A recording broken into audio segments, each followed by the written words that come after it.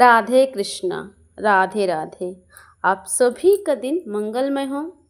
आज आप रसपान करेंगे भादो मास की कथा 11 की। मुनियों ने कहा, हे भगवान, अब हम राजा इंद्रधुम्न के बारे में सुनना चाहते हैं। उस श्रेष्ठ तीर्थ में जाकर उन्होंने क्या किया। तब ब्रह्मा जी कहने लगे, मुनिवरों सुनो, मैं उस क्षेत्र के दर्शन एवं राजा के कर्म का संक्षेप में वर्णन करता हूँ। उस त्रिभुवन विख्यात क्षेत्र में जाकर महाराज इंद्रधुम्न ने रमणीय स्थानों और नदियों का दर्शन किया। वहाँ एक बड़ी पवित्र नदी बहती थी जो विंध्याचल घाटी से निकलती। वह नदी सभी पापों को दूर करने वाली और कल्याणमयी थी। वो सभी का कल्याण करने वाली नदी थी। उसका स्रोत बहुत बड़ा था और उसका महत्व गंगा जी के समान ही। वह दक्षिण समुद्र से मिली थी। वह सरिता, सलिला और वह पुण्य नदी के नाम से भी विख्यात है। उसके दोनों किनारों पर अनेकों गांव और नगर बसे हुए हैं। वे सभी गांव अच्छी फसल, अच्छी खेती के कारण बड़े सुंदर और दिल को छू लेने वाले सदृश दिखाई देते थे। वहाँ के लोग बड़े हष्ट-पुष्ट होते थे और वहाँ रहने वाले ब्राह्मण, क्षत्रिय, वैश्य तथा शूद्र शांत भाव से अपने अपने अलग अलग धर्मों में व्यस्त दिखाई देते थे। ब्राह्मणों के मुख से 6 अंग, पद और क्रम से युक्त नैतिक वाणी निकलती रहती थी। कोई अग्निहोत्र में लगे रहते थे तो कोई उपासना में, कोई व्रत में, कोई भजन में। वह समस्त शास्त्रों के अर्थ को समझने में कुशल, यज्ञ करता और प्रचुर दक्षिणा दान करने वाले होते थे। वहाँ चबूतरों, सड़कों, उपवनों, वनों, महलों तथा देव मंदिरों में वहाँ जन समुदाय इकट्ठा होकर इतिहास, पुराण, वेद, वेदांग, काव्य, शास्त्रों की कथा सुनते रहते थे। उस देश की स्त्रियों को अपने रूप और यौवन पर बड़ा गर्व रहता था। इस प्रकार राजा ने उस क्षेत्र को परम शोभामान देखा और मन में यह निश्चय किया कि यही रहकर परम देव, परम आभार, अनंत अपराजित, सर्वेश्वर, जगत गुरु, सनातन धर्म, भगवान श्री हरि विष्णु की आराधना करूँगा। यही भगवान का मानस तीर्थ का पुरुषोत्तम क्षेत्र है।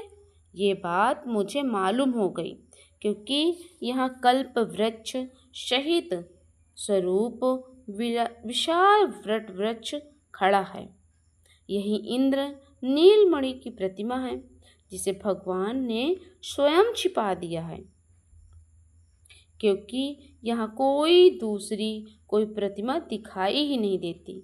मैं ऐसा प्रयास करूँगा जिसमें सत्य पराक्रमी जगदीश्वर भगवान विष्णु मुझे प्रत्यक्ष रूप में दर्शन दें। मैं अनन्य भाव में भगवान में मन लगाकर यहाँ यज्ञ, दान, तपस्या, होम, पूजन तथा उपवास आदि के द्वारा विधि पूर्वक उत्तम व्रत का पालन करूँगा। साथ ही यहाँ श्री हरि विष्णु के भगवान के मंदिर बनाने का कार्य भी प्रारंभ करूँगा। हे ब्राह्मणों, ये सोचकर महाराज इंद्रधुम्न ने वहाँ भगवान का मंदिर बनवाने का कार्य प्रारंभ कर दिया। उन्होंने शास्त्र के परंपरागत समस्त आचार्यों को बुलवाया। बड़ी प्रसन्नता के साथ यत्नपूर्वक सबसे पहले भूमि का संशोधन करवाया।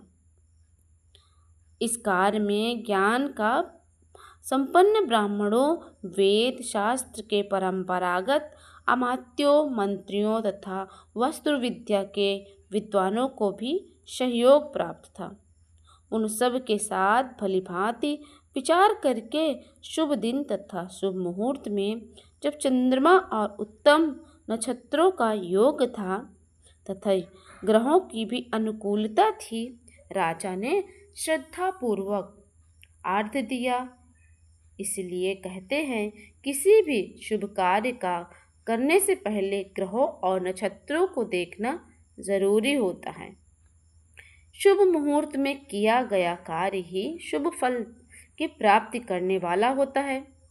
उस समय जय जयकार एवं मंगल शब्द गूंज रहे थे।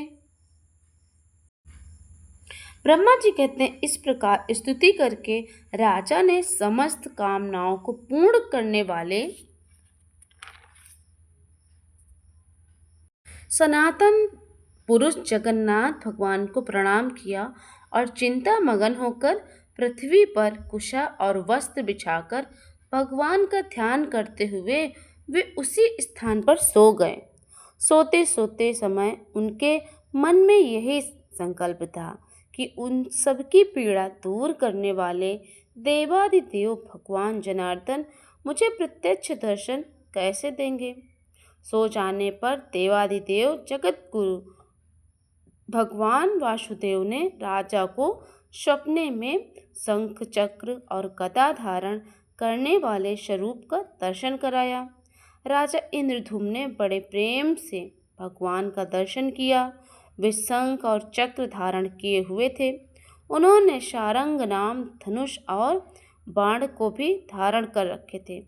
स्वरूप प्रलय कालीन सूर्य के समान दैदीप्यमान हो रहे थे और वो प्रज्वलित तेज के विशाल मंडल लग रहे थे। उनका श्री अंग नीले